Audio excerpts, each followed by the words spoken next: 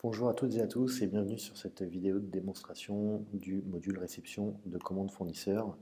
C'est un module qui va permettre de réceptionner vos commandes fournisseurs, vos commandes de Réapro, et soit de saisir les références et les quantités reçues, soit de scanner, alors c'est le gros avantage de ce module, scanner avec une douchette les produits que vous réceptionnez, euh, qui vont tous aller renseigner ce qu'on appelle une réception de commande, que vous allez ensuite pouvoir valider et qui va donc mettre à jour vos stocks dans PrestaShop. On est sur PrestaShop 1.6 pour cette démonstration.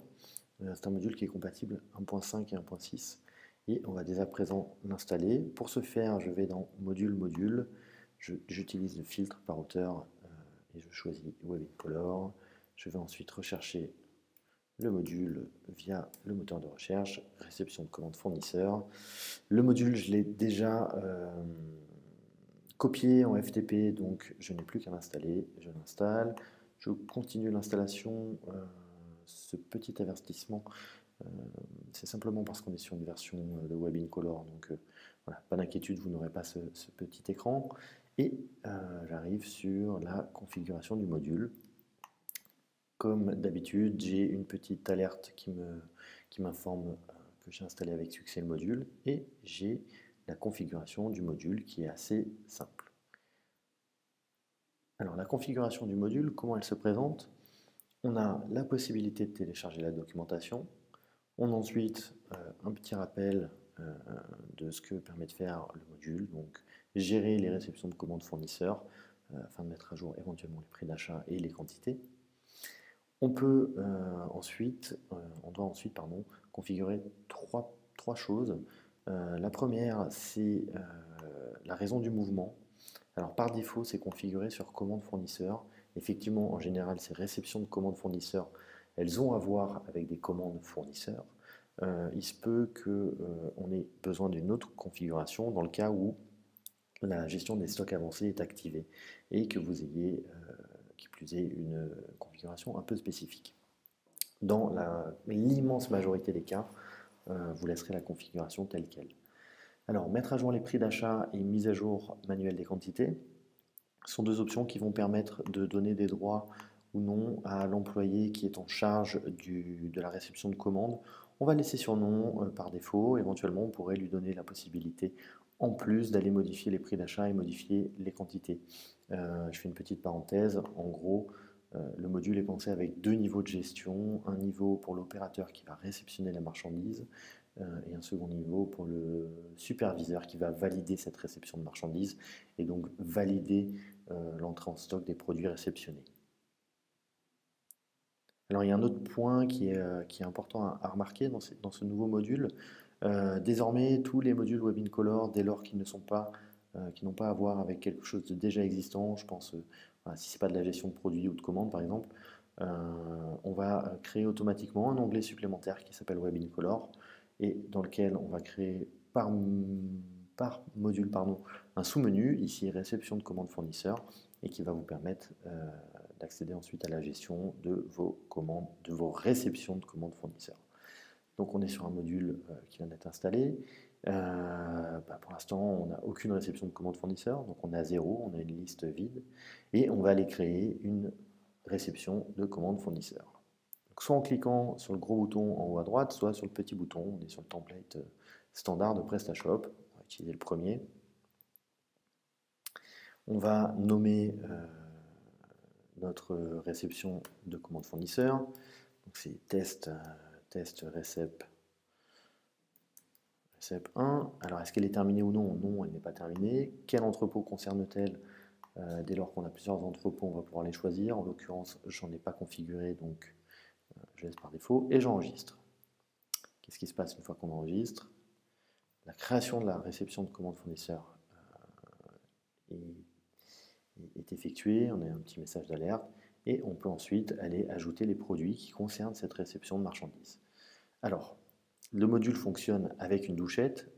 C'est un peu compliqué pour moi de vous faire la démonstration douchette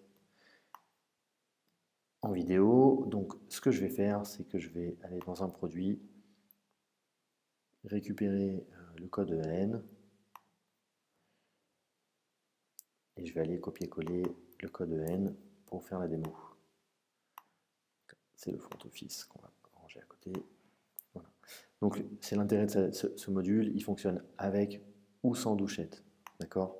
Donc dans le champ de saisie, si j'avais scanné un produit, le champ référence EN ou UPC, ce serait renseigné automatiquement. En l'occurrence, je peux aussi aller saisir le code, éventuellement saisir la quantité en fonction des droits et enregistrer.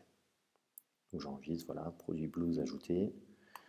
Je recommence l'opération parce que j'ai réceptionné deux produits blues, pardon, et on se rend bien compte que l'employé Sylvain Baron a ajouté le 22-12 le produit blues taille S couleur noire, donc dans une déclinaison spécifique, en deux quantités.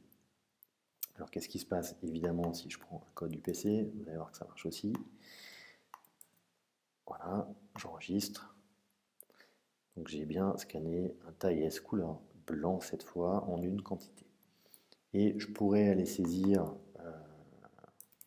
un noir taille M et puis affecter 10 quantités. J'enregistre.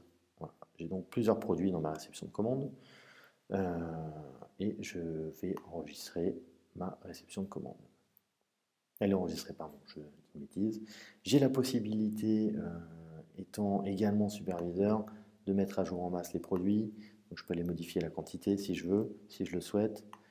Finalement, je m'aperçois que j'en ai reçu 100 et j'en ai reçu 14, pardon, et j'enregistre à la volée voilà, les différentes quantités des produits. Alors, on va retourner rapidement sur la configuration du module pour vous montrer, voilà, je vais dans la configuration, pour vous montrer la mise à jour des prix et la mise à jour des quantités. Donc, que je positionne sur oui, je sauvegarde. Je retourne dans ma vue réception des commandes fournisseurs. Et maintenant, désormais, si je souhaite faire une mise à jour de la réception de commandes en masse, vous voyez que je peux modifier et la quantité et le prix d'achat unitaire des produits. Voilà.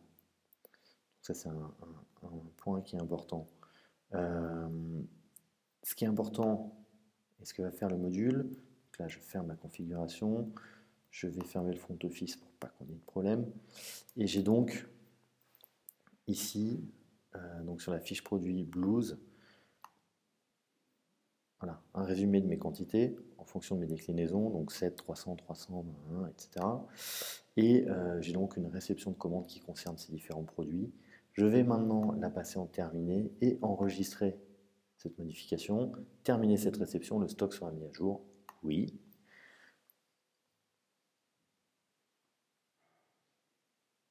Voilà, la mise à jour est réussie. Si je rafraîchis ma fiche produit, évidemment, je l'ai fait que pour pour plusieurs déclinaisons d'un produit, mais si vous l'aviez fait pour plusieurs produits, vous auriez le même résultat. Si je rafraîchis ma page, je m'aperçois que alors il faut que je retourne dans l'onglet quantité, pardon, que les différentes quantités en fonction des déclinaisons ont bien été mises à jour. Voilà, 314, 100, etc. Voilà. C'est un module qui est assez simple, mais qui va compléter le dispositif logistique, qui marche très bien, notamment avec nos autres modules. Donc n'hésitez pas à aller faire un tour sur le site web pour vérifier les différents modules qu'on utilise.